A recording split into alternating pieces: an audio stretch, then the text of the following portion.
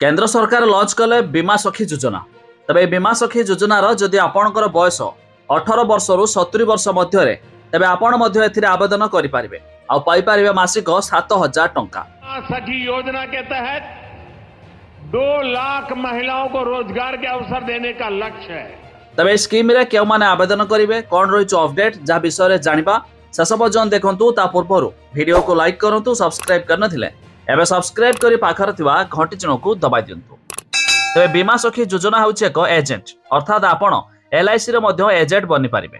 तबे स्कीम रे आवेदन करिवा द्वारा आपण को 3 वर्ष रो एक ट्रेनिंग मध्य रही थाए। तबे एथिरे मिनिमम 10टी पास होइथिबा आवश्यक। एथिरे आवेदन करिया पहिले 18 रु 70 वर्ष बयसर महिला माने केवल आवेदन करि पारिबे। एहा छडा देखंतु एथिरे आवेदन समय रे आपण को एक स्टाइपेंड भाबरे मिलि थाए। फर्स्ट ईयर रे 7,000 टंका मिलता है, सेकेंड ईयर रे 6,000 टंका मिलता है और थर्ड ईयर रे 5,000 टंका मध्य मिलता है।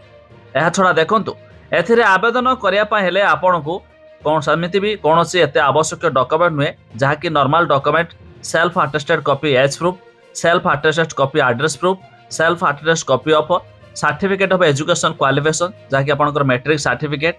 तो ये सब डॉक्यूमेंट नहीं आपण मध्य यार जो पोर्टाल लॉन्च होईची ए पोर्टाल जरिया मध्य आपण भी आवेदन करि पारिबे। बस तारे पर क्लिक कला परे देखंतु आपणक सामने रे लीड एप्लिकेशन फॉर एलआईसी बीमा साखी स्कीम मध्य लिखा होईची, जेउथरे कि एबे देखंतु आपण सामने रे नेम डॉक्यूमेंट ये सब आपण ए फॉर्म टी को फिल अप करिया को पड़िबो, जहा जरिया रे आपण माने मध्य एक एलआईसी रो बीमा साखी स्कीम अधीन रे टंका मध्य पाई पारिबे।